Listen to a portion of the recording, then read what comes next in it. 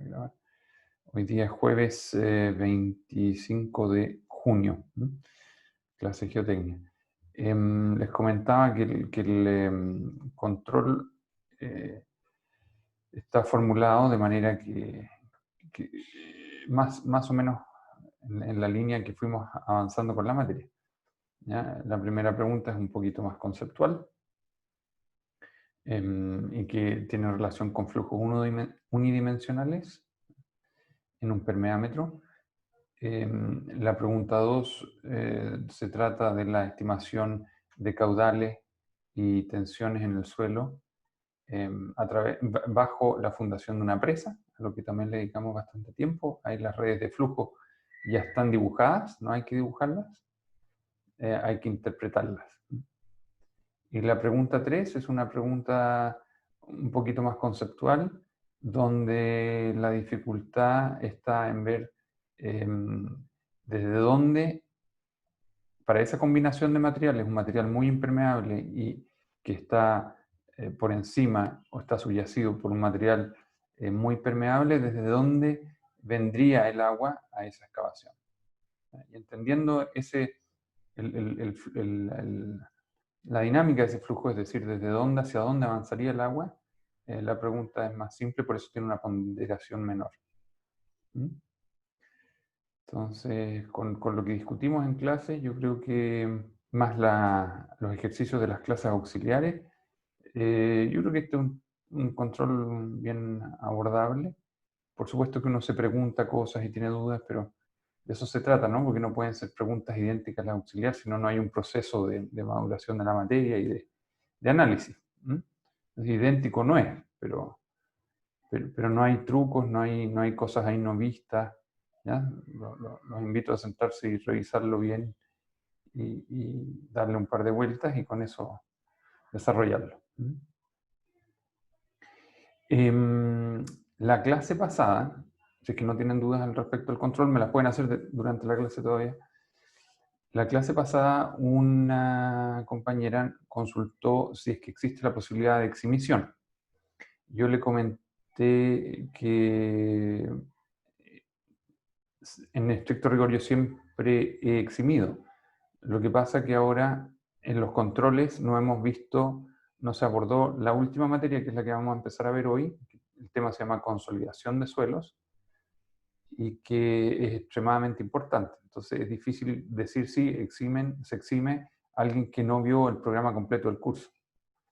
Entonces hablé con la profesora Alberto de la sección paralela y llegamos a la siguiente idea. Aquellos que tengan promedio como para eximirse del examen tienen la opción voluntaria de hacer exclusivamente la pregunta asociada a la materia de consolidación, pero con una nota mínima de 4, ¿ya? Y si no, quedan para el examen recuperativo, o responden el examen completo y la nota que obtengan y necesiten según su promedio es la que se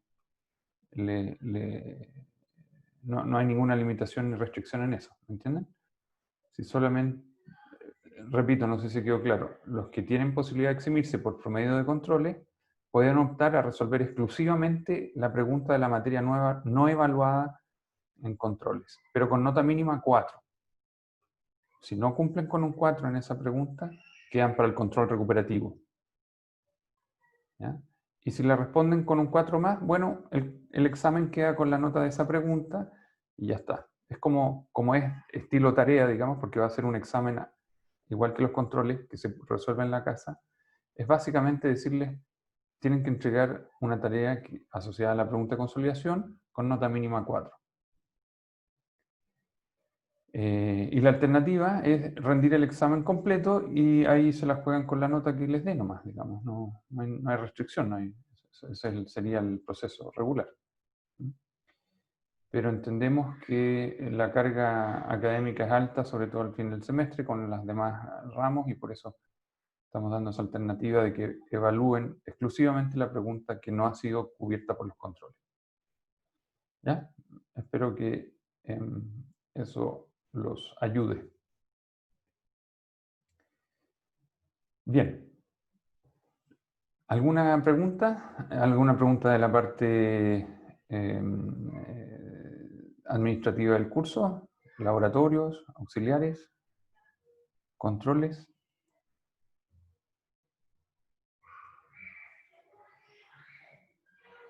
¿No? Ok. Entonces, les voy a compartir pantalla. Y les voy a ver voy a hacer una interrupción muy cortita, porque tengo aquí a mis chicos gritando fuerte y me distraigo. Un momentito, por favor. Tengo que pedir que me ayuden con...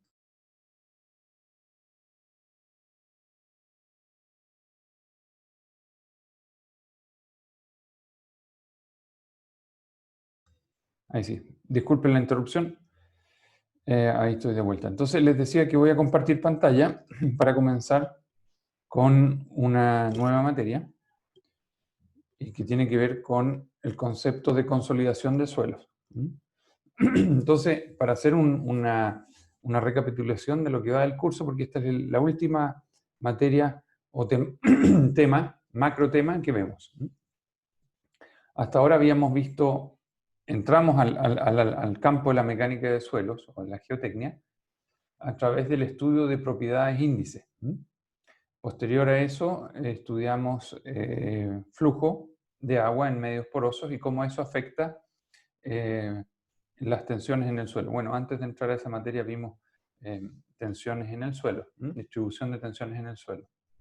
Y el último bloque, que tiene que ver con el concepto de consolidación de suelo, está asociado.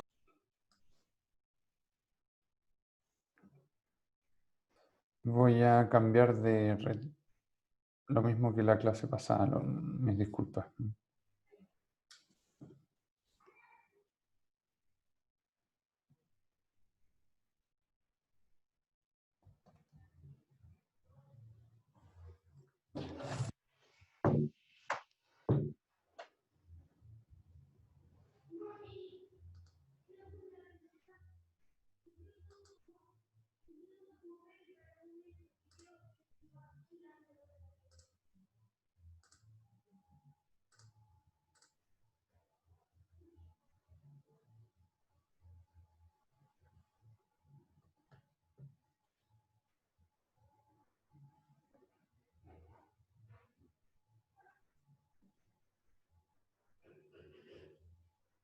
Ok.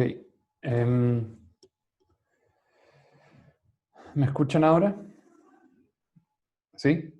¿No? Sí, sí, Ya, se muchas escucha bien. gracias. Perdí cobertura aquí en mi casa, tuve que cambiarme a la cobertura o la red de mi teléfono celular. Así que, lo mismo que me pasó la clase pasada. En las clases del diploma me pasa al revés, parto con el celular y después tengo que cambiar a la casa. No logro generar una conexión estable. Entonces, la consolidación, y vamos a empezar a verlo inmediatamente, es el fenómeno de densificación del suelo, es decir, cuando las partículas de suelo se van acercando entre sí, pero como consecuencia, y esto es lo importante, de la migración del agua que está contenido en los vacíos entre las partículas. Eso es consolidación. En la práctica, mucha gente ocupa la palabra consolidación para lo que acabo de describir, pero también para cualquier fenómeno de densificación de suelo. Cuando la densificación está asociada a un proceso de acercamiento de las partículas, pero sin que agua salga en el proceso de acercamiento de partículas, eso es simplemente densificación. ¿Ok? Entonces, consolidación se entiende de que ese proceso de acercamiento de partículas o densificación se dio en paralelo con el drenaje del agua entre las partículas. Es decir, aplica solo a suelos saturados. ¿De acuerdo? Por lo tanto, la consolidación va a venir gobernada por la posibilidad o la facilidad que tenga el agua de escapar en la medida que las partículas se acercan entre sí. Y parte de eso ya lo vimos en las materias anteriores. Y el concepto de permeabilidad acaba de jugar un tremendo rol. ¿Por qué?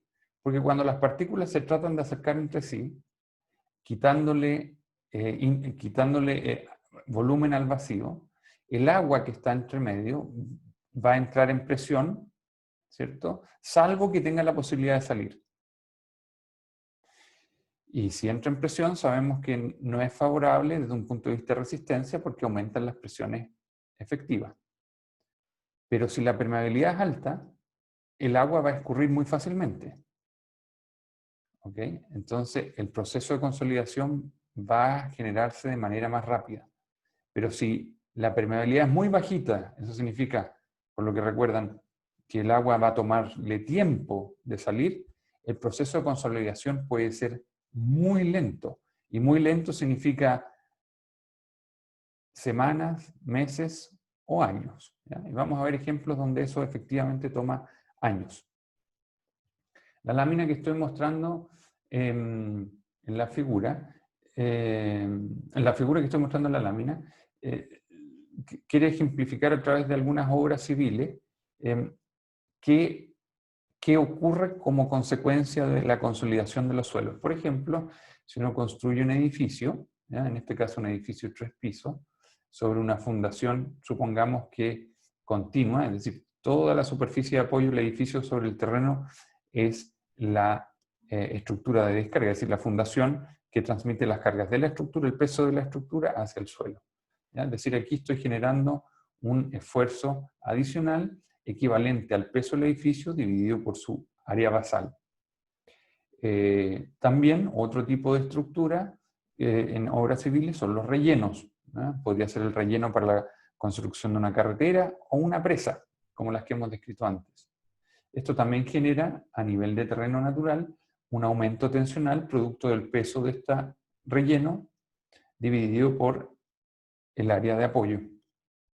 Y otro fenómeno que también vimos antes de flujos medios porosos es un descenso del nivel freático, ¿cierto? Porque eso produce un aumento en las tensiones totales del suelo. Todos estos fenómenos que cargan el suelo, ¿ya? Si el suelo está en una condición saturada, va a generar deformaciones por consolidación. Y van a ¿Profe? ser... Sí.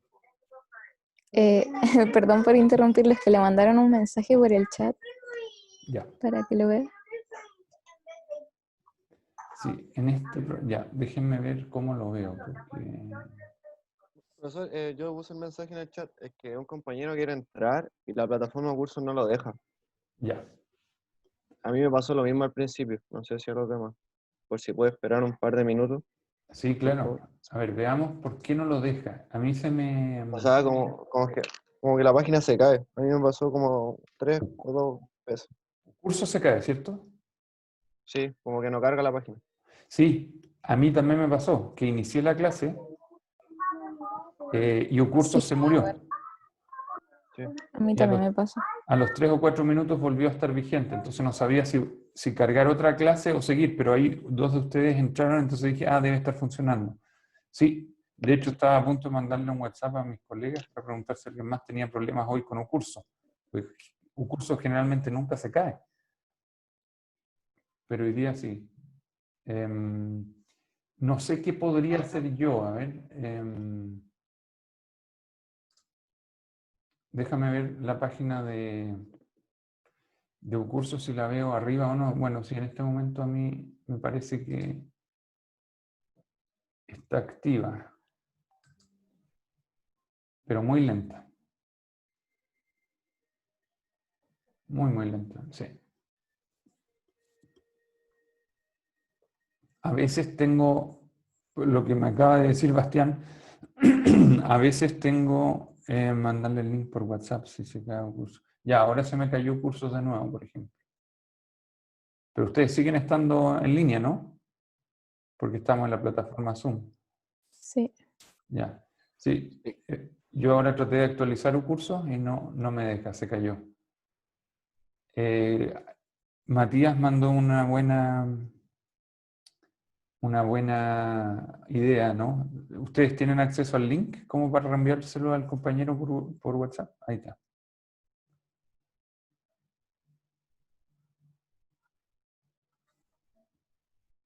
¿Saben lo que puedo hacer yo? Pero tengo que ir a un curso, es mandar este link por mail a todos de una vez. ¿O se lo mandaron ustedes por WhatsApp?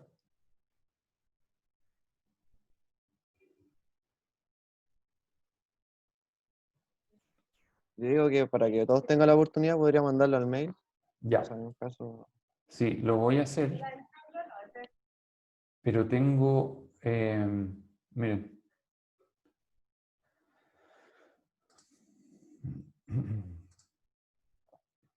Así está mi cursos. No se puede acceder al sitio web. Está cargando. Ah, ahí lo.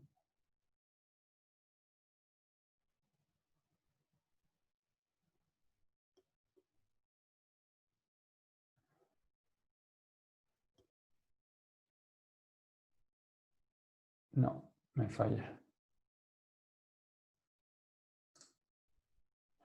Ya, es un poco lamentable que esté así hoy. De todas maneras, esta clase va a quedar grabada y voy a hacer un repaso la próxima, por la dificultad de poder acceder a la clase.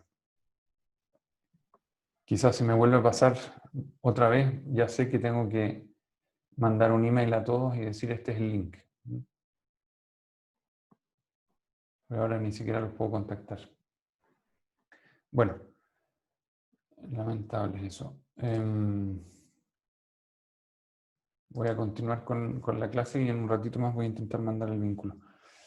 Muchas gracias, Como les profesor. digo, la aplicación de una carga a nivel de terreno natural o la disminución del nivel freático va a generar un cambio tensional, un aumento de las tensiones en el suelo, y eso, si el material está saturado, va a generar un proceso de consolidación, es decir, densificación del suelo asociado a la migración, nosotros llamamos al drenaje, a un proceso de drenaje, es decir, donde el agua escapa. Me han hecho años anteriores bastantes preguntas respecto a qué es el drenaje. Es raro, porque ¿para dónde se va el agua? Lo vamos a ver con ejemplos. Y si no queda claro, me lo preguntan. La siguiente lámina muestra, a modo de ejemplo nomás, algunos tipos de fundaciones de estructuras. ¿Ya? ¿De qué tipo de estructuras? Como por ejemplo de este edificio.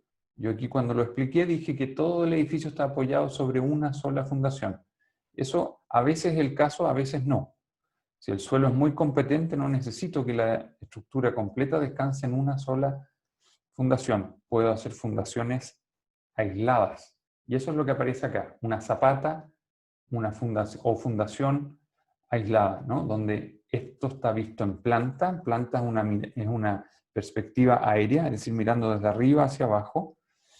Tiene un ancho B y un largo L, y sobre esta fundación descansa una columna, por ejemplo. La figura inmediatamente inferior es esta misma fundación, pero mirada de costado, y a eso le llamamos una elevación, ¿ya? Donde este tramo que está acá abajo, este ancho B, es esto, y la columna se ve entonces este tramo de la columna como este elemento que está aquí en el centro de la fundación. Y obviamente las fundaciones son elementos estructurales, por lo tanto tienen que llevar, cuando son de hormigón armado, enferradura o refuerzo. Porque la fundación, como se imaginan, está sometida a esfuerzos de tipo flexión, a veces también compresión, pero quizás más tracción y corte. ¿Ya? Entonces requieren de enferradura. No siempre las zapatas son aisladas y cuadradas, a veces sobre una zapata pueden llegar, zapata o fundación son sinónimos, o los ocupo indistintamente cuando hablo de ellas. Una fundación combinada puede tener dos elementos estructurales que descansen sobre la fundación. Aquí teníamos uno, acá tenemos dos, y su geometría no es simétrica, en este caso tiene forma de trapecio, ¿ya? Por eso se dibuja así en su elevación. La otra fundación que también tiene mucha aplicación es la fundación corrida. ¿Qué significa corrida? que tiene un largo L mucho más grande que el ancho B. Se fijan que en este caso el B y el L es más o menos de la misma magnitud. Bueno, corrida le llamamos cuando L es mucho más grande que B, y se usan este tipo de fundaciones para descargar o soportar la carga de los muros, ¿ya? Por eso la elevación tiene aquí dibujado un muro de albañilería, es decir, un muro de ladrillos, y apoyado sobre una fundación como la que estaba acá a la izquierda, ¿ya?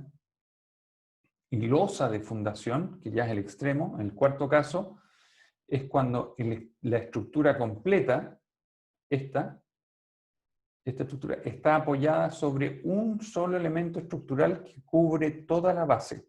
Es decir, una losa.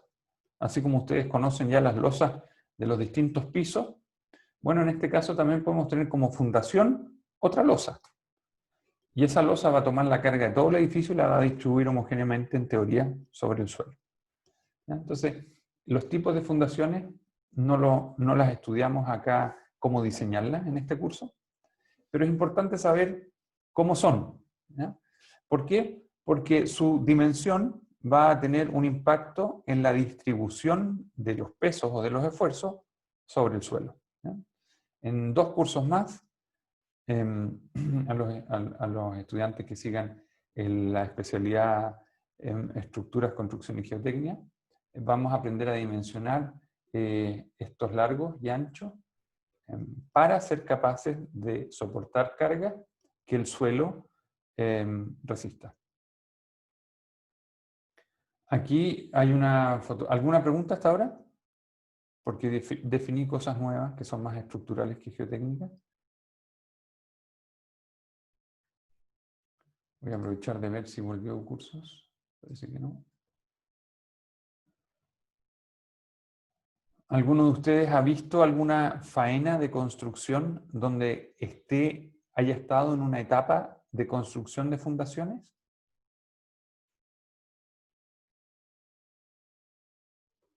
O sea, no estar, pero en, como al lado de mi edificio donde vivía, y se empezaron a hacer un edificio y ahí como que veía desde la ventana todo el proceso. Ya. Ah, qué bueno. A mí también me pasó eso una vez. Y encuentro que es súper, súper interesante ver el proceso constructivo desde un balcón, ¿eh? Es decir, sin presión. Porque cuando se titulen y tengan que ir a la obra, ya la perspectiva es mejor, es de más cerca, pero con mucha presión. Porque lo que funcione y no funcione recae sobre uno. Tu culpa. Sí. Claro. Así que qué buena suerte la que tuviste. Yo Sí. la vez que me tocó eso que tú describes, que yo ya estaba Ujú. titulado, qué sé yo, estaba trabajando, pero igual sigue siendo interesante. Dije, le voy a sacar todos los días una foto para poder generar una Yo que historia. te saqué fotos. Ah, ¿le sacaste? Ya, qué bueno. Sí, algunas, pero no tan seguido. Ya, no, sí, yo tampoco, y a las 2 semanas ya dejé de sacarle fotos, siempre hay algo que me distraía. Pero es un buen ejercicio de Sí, poder generar un registro fotográfico para ver varias cosas, el detalle del proceso constructivo, cuánto se demora, cuánta gente interviene, qué maquinaria interviene, etc. ¿Ya? Entonces, buena idea. O sea, lo encuentro más que buena idea, qué buena oportunidad. Ok, entonces, ver el proceso constructivo de las fundaciones también ayuda a entender de que esto que uno dibuja en un papel, como que sea figuras con geometrías bien definidas, en terreno es difícil que queden así tal cual como uno las proyecta, ¿no? Porque requiere de moldaje, de armado de la enferradura, de un buen timing entre este proceso constructivo, el hormigonado, etc., ¿no? Sí. Aquí con esto quiero mostrarles una fotografía de un ejemplo de una obra en un proceso constructivo. Fíjense que aquí hay una excavación primero, aquí está el terreno natural. Este tipo de muro yo ya les había dicho, creo que esta foto la mostré en una de las primeras clases, la segunda, donde esto se llama un muro berlinés, ¿no? Aquí aparecen unos perfiles metálicos tipo H, y entre medio tablitas de madera que ayudan a soportar el suelo. El conjunto de los perfiles metálicos y las tablitas son lo que hacen que este suelo podamos tener un corte vertical, ¿no? Y ahora viene creciendo el muro del edificio que finalmente va a contener este suelo y ya el muro berlinés no va a ser necesario, pero va a quedar ahí de por vida, ¿no? El muro no se retira. Entonces, este sistema de intibación permite que se construyan o que se empiecen a construir las fundaciones, ¿ya? Y fíjense que aquí todavía hay material por excavar, pero ya hay fundaciones hechas más abajo. Entonces, uno no siempre llega con el nivel de excavación en toda la planta al mismo nivel, ¿no? Puedo optimizar un nivel más alto en zonas donde van a estar las losas y sí profundizo donde van a quedar las fundaciones. Ahora, cuando el suelo se asienta, y asentamiento llamamos a la deformación vertical como consecuencia de los procesos de densificación o, y ahora en adelante voy a empezar a referirme particularmente a la consolidación, porque voy a estar, ustedes ya saben por la definición que cuando hablo de consolidación me refiero a que esa densificación es producto de que en un suelo saturado el agua está migrando, se está drenando. El problema de estas deformaciones por consolidación es que pueden dañar la estructura. ¿Ya? Ya hay distintos tipos de deformación y distintos tipos de daño. Déjenme mostrarles primero acá abajo. La palabra settlement en inglés, la traducción al español es asentamiento. Y por asentamiento, acabo de decir, entendemos como una deformación vertical.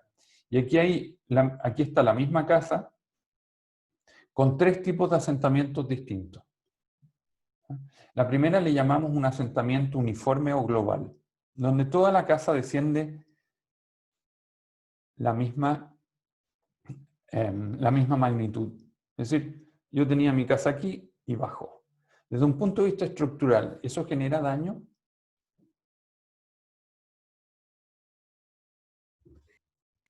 Yo No. creo que sí. ¿Quién dijo que sí? ¿Por qué sí? Y después voy a Yo preguntar dije al que dijo que no, ¿por qué no?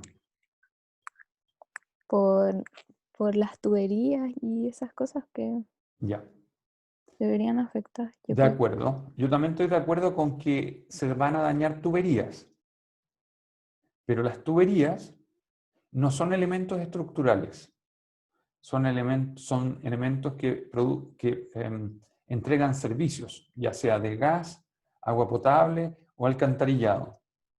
¿Ya? Entonces no son elementos que ayudan a sostener o resistir la estructura.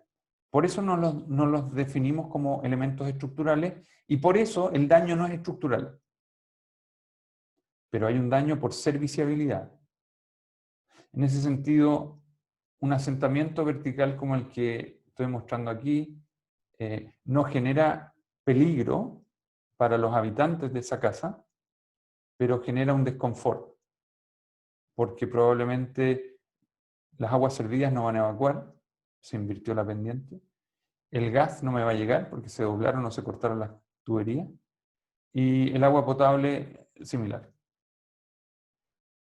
El único problema estructural sería que aumentó la presión por al lado porque subió el nivel del suelo, ¿no? Buen punto, muy buen punto. Ahí voy a tener una solicitación, y que bueno, porque ese tema todavía no lo hemos visto, es un tema del curso siguiente, geomecánica. Pero tienes toda la razón. Ahora, eso puede llegar a generar un problema estructural.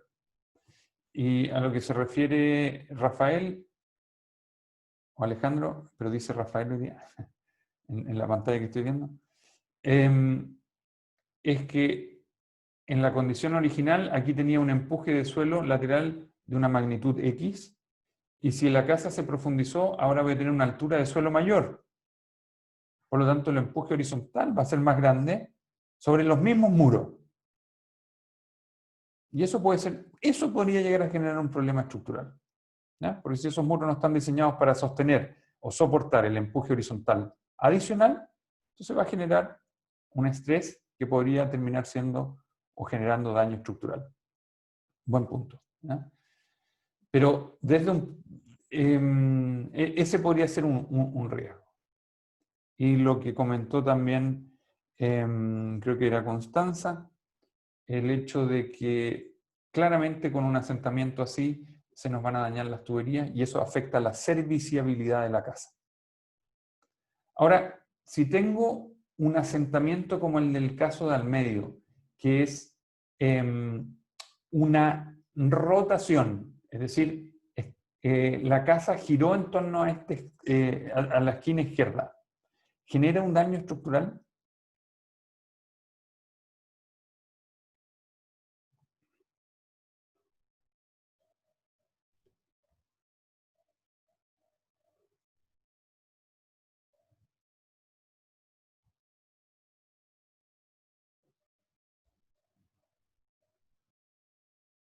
¿Me escucharon o están pensando? Yo creo que puede que sí, puede que no, ¿Ya? ¿Por qué podría ser que porque sí y por qué a veces podría ser que no? quizás al girar puede solicitar más un muro o algo así, alguna parte estructural. Ya. Yo creo estar de acuerdo contigo, porque al igual que el caso anterior, si el asentamiento uniforme es pequeño, incluso lo que dijo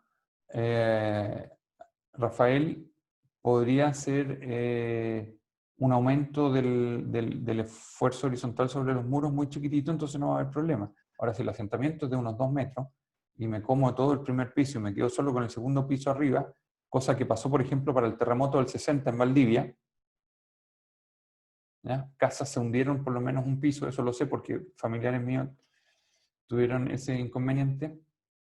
Me contaron, ¿no? Yo el año 60 no estaba vivo, pero ese tipo de cosas son tan sorprendentes que se van traspasando después a las siguientes generaciones. Claro, ahí podría haberse producido un daño estructural. Ahora, el giro, como tú bien dices, creo que era Matías,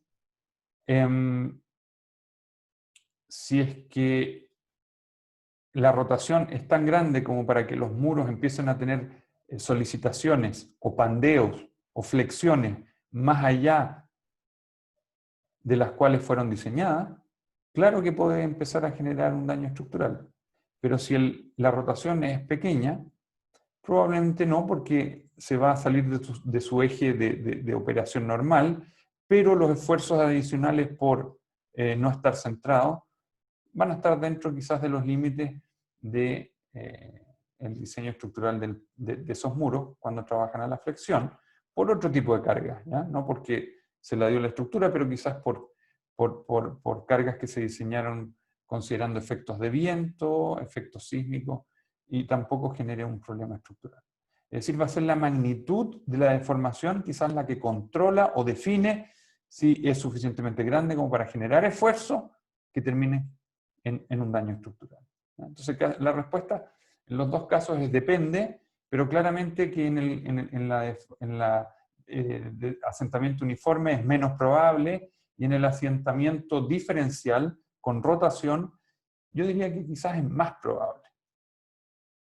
Ahora, hay un tercer caso que se llama el asentamiento diferencial.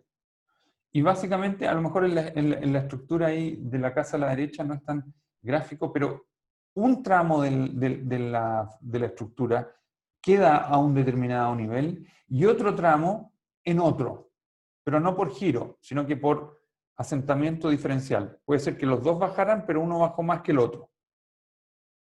Y eso sí genera esfuerzos de corte en los muros muy grandes, ¿no? De hecho, me recuerdo de mis cursos de diseño estructural que una de las formas de diseñar era generar deformaciones y ver qué resultado tenía, si no me acuerdo, ¿no?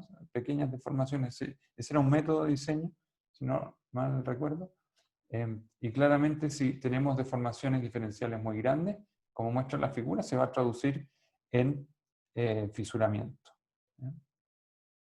Y quizás también en daño por serviciabilidad, dependiendo por dónde estén las cañerías. Entonces, el proceso de la consolidación que podría generar asentamientos uniformes, asentamientos diferenciales como el de la derecha, o asentamientos diferenciales pero tipo giro, va a tener impacto sobre las estructuras. Ojalá, no sé si hoy día todavía les parece lógico lo que voy a decir, ojalá si van a producirse asentamientos, que se produzcan antes que yo ponga mis estructuras encima. Pero una vez que construya algo, no quiero que ocurran más asentamientos. ¿Sí?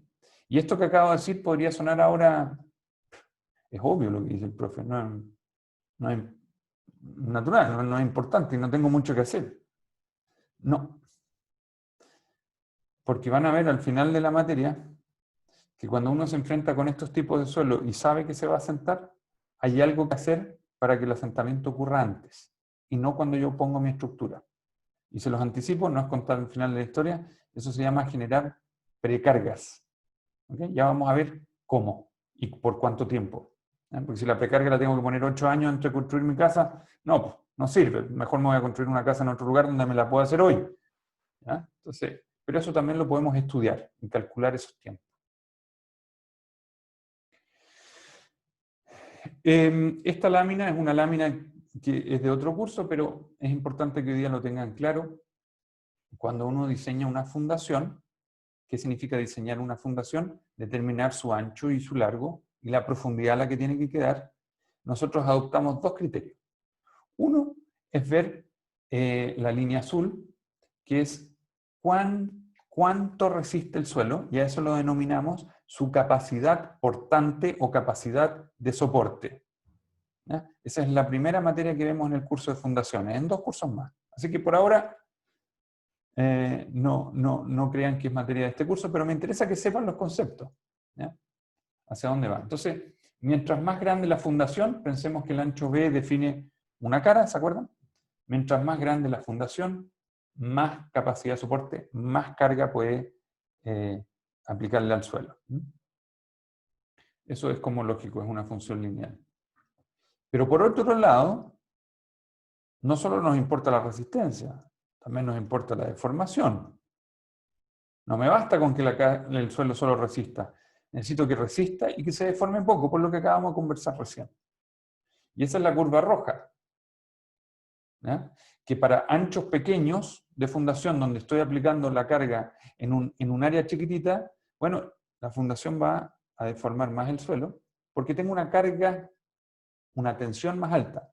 Pero si a esa misma columna que trae una carga determinada, una fuerza determinada, le amplío la fundación, es decir, amplío la zona en la cual se va a distribuir la carga, bueno, el suelo va a sentir menos tensión y por lo tanto se va a asentar menos. Por eso esa curva parte aquí, en forma teórica, y va disminuyendo en la medida que aumenta el ancho de la fundación.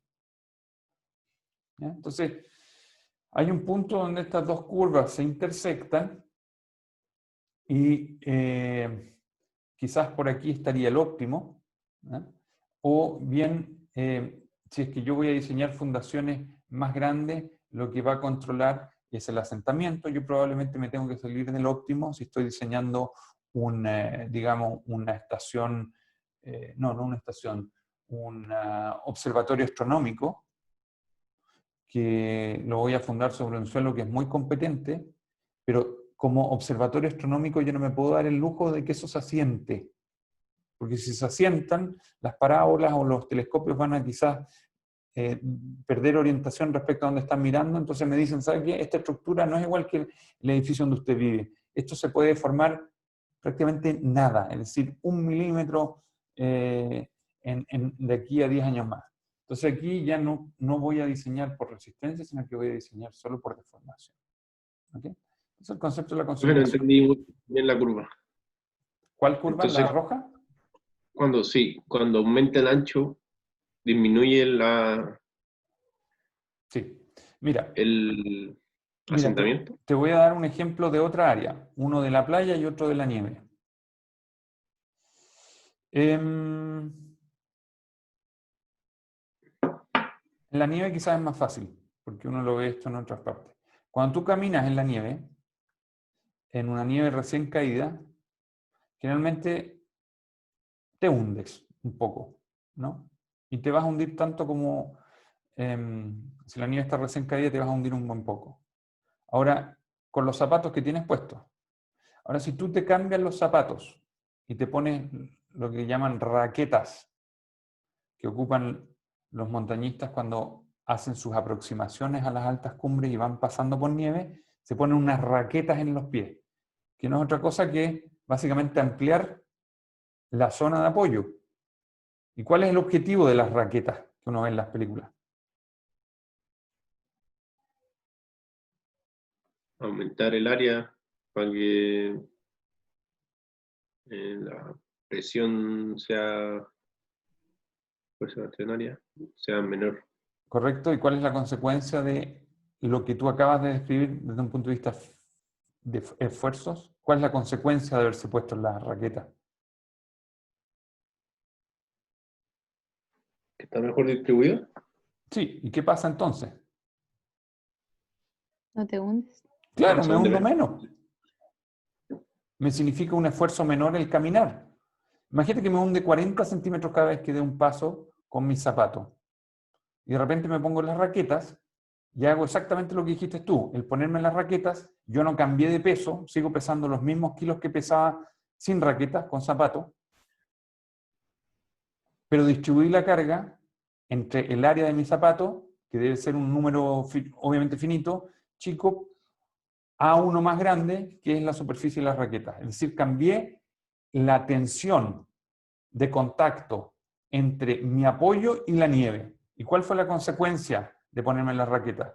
Hundirme menos y caminar más fácil, porque me significa menos esfuerzo cada vez que tengo que levantar las piernas, porque tengo que levantarlas a una altura menor para dar el siguiente paso. Bueno, la fundación, la línea roja, es eso.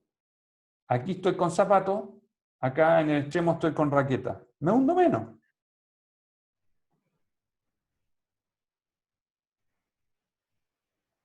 Donde pasé de nieve a suelo. ¿La capacidad de soporte es la presión que aguanta entonces?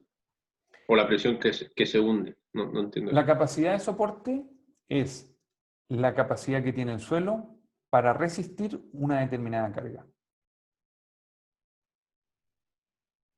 Es decir, y qué bueno que lo preguntas, estas ya son preguntas del curso de fundaciones. O sea, hay gente que está haciendo el curso de fundaciones, María, la pregunta que haces tú. No esperaba que trataran de entender tanto ahora, pero bien, si está el interés, con gusto lo explico.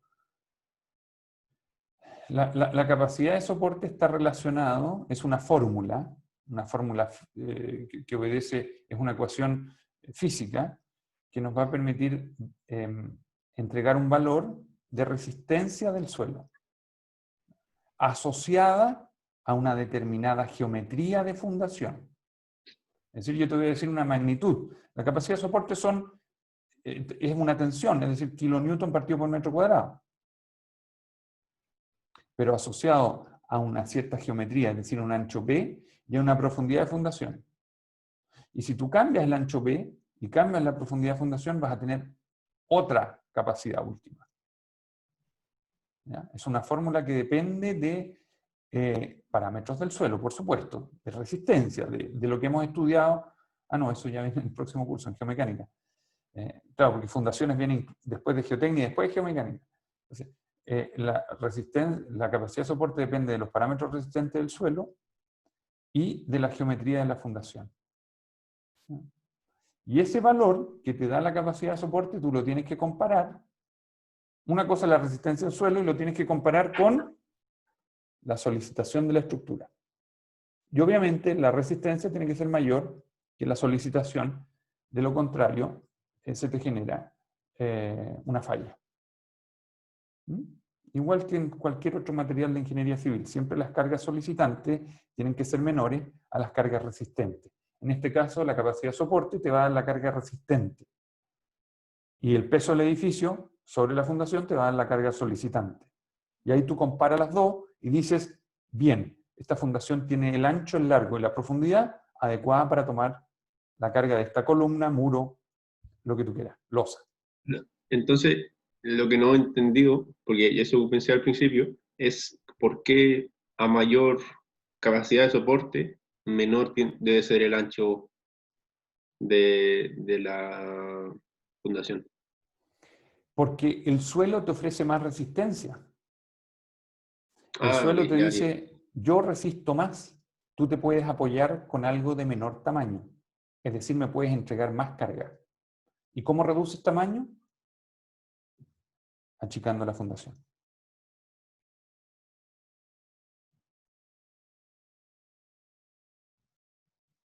¿Me entendiste ahí? Sí, sí, ahí entendí. Si el suelo tiene una buena resistencia, yo puedo distribuir mi peso en menos superficie y no voy a tener una falla del suelo. Si el suelo tiene mala resistencia, voy a tener que ponerme las raquetas para no hundirme. Básicamente eso.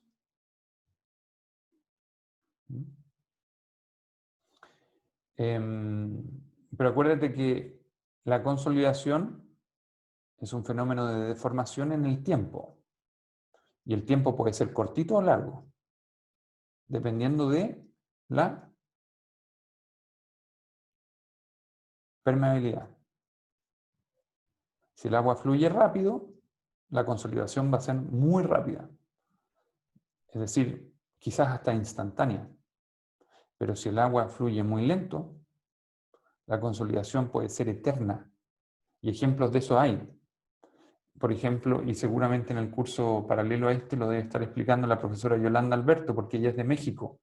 Y en Ciudad de México, que es una ciudad construida sobre un antiguo lago, donde los suelos son arcillosos y muy compresibles, la Catedral de Ciudad de México, que yo no conozco, la he visto solo en fotos, entiendo que se lleva asentando desde su construcción y no ha parado. No ha parado nunca. Son varios cientos de años. Y otro ejemplo que mostré al principio del curso, la Torre de Pisa en Italia, también es una que se empezó a construir a fines de entre 1200 y algo y 1300. Esa torre se asentaba hasta hace 10 o 15 años, donde se estabilizó finalmente. Ya pasaron 700 años hasta lograrla estabilizar, por suelos que son así de compresibles. ¿Ok? ¿Me entienden ahora un poco más del efecto de la consolidación?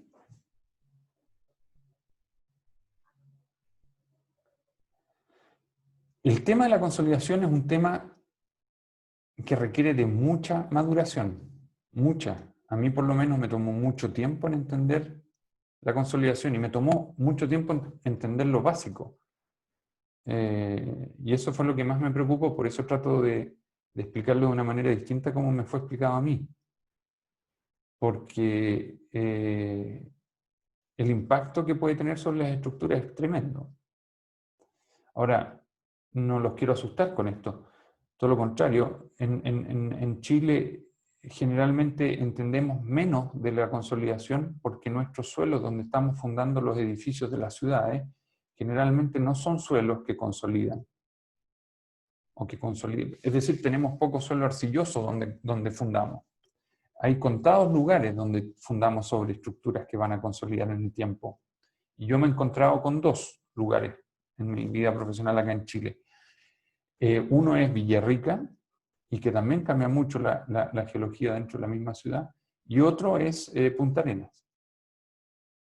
¿Ya? Pero no me ha tocado en otros lugares, en Chile. Pero cuando trabajé en Inglaterra, en la ciudad de Londres, todos los edificios que teníamos que construir en Londres, diseñar, porque yo estaba en una oficina de ingeniería, era todo sobre suelo consolidable. Y sus fundaciones eran fundaciones distintas a las que les mostré acá, porque ninguna de estas satisfacía. Ninguna, ni siquiera esta. Bueno, esta sí al final, en el último proyecto que me tocó hacer. Pero para esos suelos altamente compresibles, y lo mismo se hace en Ciudad de México, donde es otra ciudad que está construida sobre suelos extremadamente compresibles, y entiendo que lo mismo en Boston, que es una ciudad en el norte, en la costa atlántica de Estados Unidos, la construcción de los edificios o de las estructuras pesadas descansa sobre pilotes. ¿Y qué son los pilotes? Son columnas, ¿ya? Circulares típicamente, pueden ser cuadradas también, pero cuando son de gran diámetro son circulares, que llevan la carga del edificio a profundidades bien grandes, a veces más grandes que la altura del edificio. ¿Ya? Por lo menos en Londres me tocó diseñar pilotes de 40 metros de profundidad para edificios que tenían 10 pisos. Y 10 pisos son 10 por 3, 30. Es decir, teníamos más estructura bajo tierra que sobre tierra. ¿Ya? Y solo por concepto de fundaciones. ¿Mm? ¿Para qué? Para controlar deformaciones, para llegar a un estrato más competente, para llegar a un estrato que no se deforme suficiente como para dañar el edificio. Desde un punto de vista de serviciabilidad, pero igual. Ok. Y ya me quedan poquitas láminas de esta presentación. Quizás tampoco las alcanza a terminar, pero estamos viendo los conceptos iniciales de la consolidación.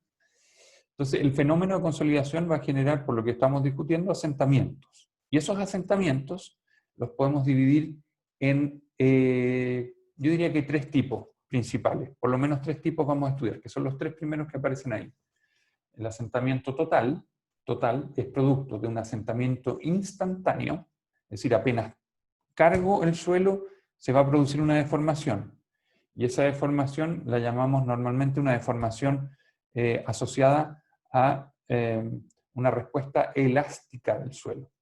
¿Mm? Profe, Sí. ¿cambió la diapositiva? ¿Sí? ¿No se vio? O sea, yo no la veo, no sé si los demás la ven.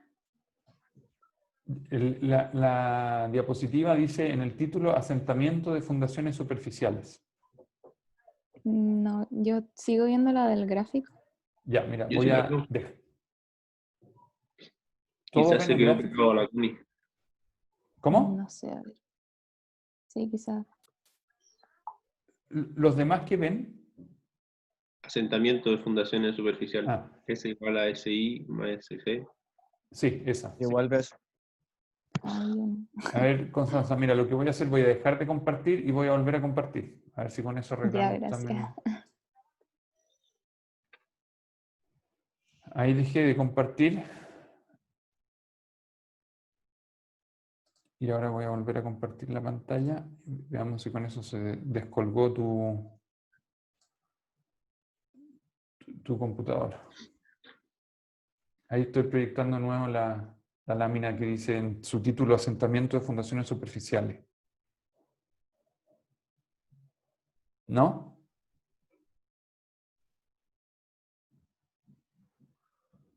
¿Constanza, la ves ahora? No, todavía no. ¿No? Ya. Igual lo que está en la pantalla son pocas cosas y las estoy describiendo verbalmente.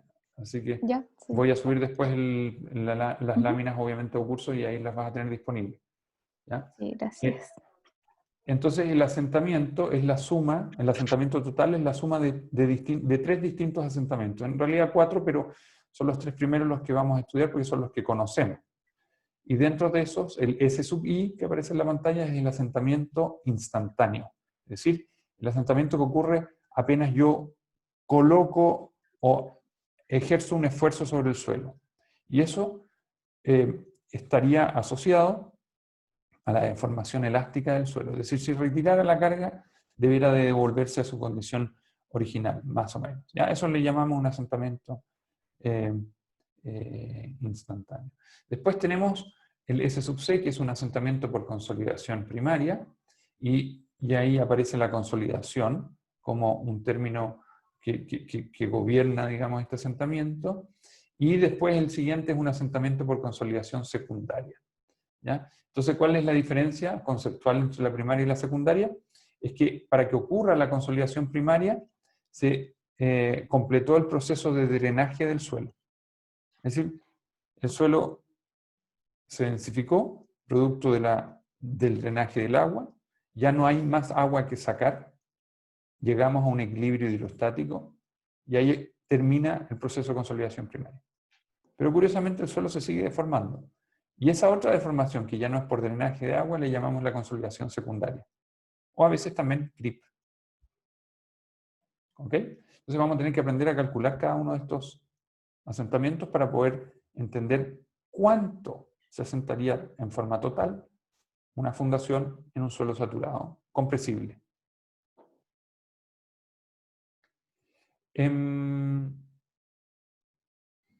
Lo voy a dejar hasta acá porque me acomoda mucho partir de esta lámina la próxima clase para retomar y ahí empezar a describir cada uno de los fenómenos de asentamiento, tanto instantáneo, de consolidación primaria y de consolidación secundaria. Además son las 11, pasadas las 11:19. Lamento que no hayamos podido tener acceso a otros compañeros que querían sumarse. Nos falló hoy día un curso para la próxima. Si es que veo que también me cuesta abrir un curso, voy a mandar el link por correo electrónico. Creo que esa es la única alternativa que tendríamos. ¿Qué vieron al principio, profe? Que yo no me dejaba meterme. ¿Cómo? Así Perdón, no te como escuché. resumen rápido. ¿Cuál fue la pregunta?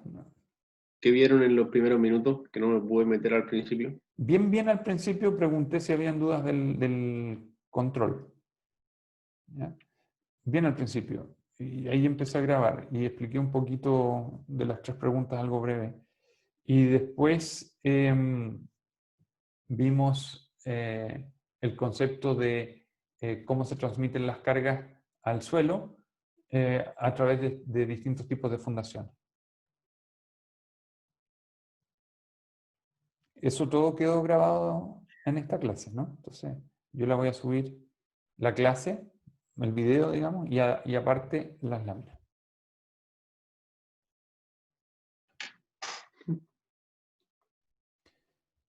¿Sí? ¿Eso era lo que preguntabas? Sí, sí. Ya.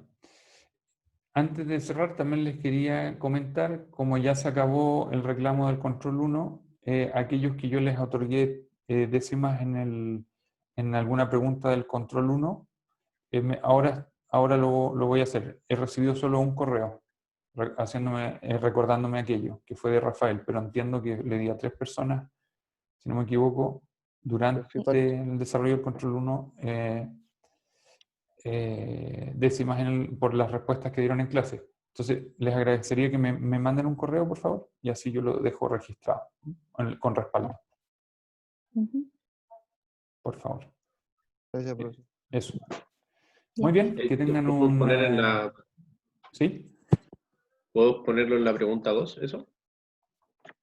Sí, la pregunta, sí, no hay problema. Sí.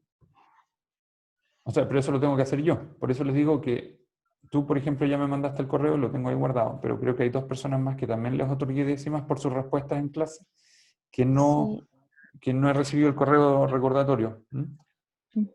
Así que creo que Constanza era una persona y quizás Bastián la otra. Y el Basti, sí. Ya. Entonces, si me lo hacen llegar, así yo dejo el respaldo de que de por qué subí las 3 décimas en la pregunta 2 del control 1. Ya. Bien. Nos vemos el próximo martes, si todo anda bien. Nos quedan del orden de 5 clases, o 6 máximo. Próximo martes es vacaciones. Tienen toda la razón. Esta es la semana 12, ¿no? No sé. Sí, profesor. Sí, esta es la semana 12. Nos Sí, queda la 13, la 14 y semana la 12. 15 de clase. Entonces vamos a andar bien con la materia que nos falta, porque me interesa no irme a las carreras con la materia porque es de maduración. No es difícil, pero se requiere madurar la materia. ¿Ya? Esto del drenaje del agua y el laboratorio asociado a esto también es muy útil para entender la materia, que es el ensayo de consolidación odométrica. Ver el ensayo ayuda muchísimo. Así que les recomiendo complementar el estudio poniendo atención y desarrollando el informe de laboratorio. Eso ayuda. Así que eso. Bueno, que tengan una buena semana de vacaciones. Espero que realmente la tomen como vacaciones. Por lo tanto, el control, que debiera tomarles unas 3 horas y media, ojalá lo desarrollen antes del viernes. O si no, al regreso, digamos, pero no durante la semana de vacaciones. Eso, muy bien. Muchas gracias y nos vemos a su regreso. Chao, chao, profe. Chao, Chao, hasta luego. profe. Chao, profe. Chao.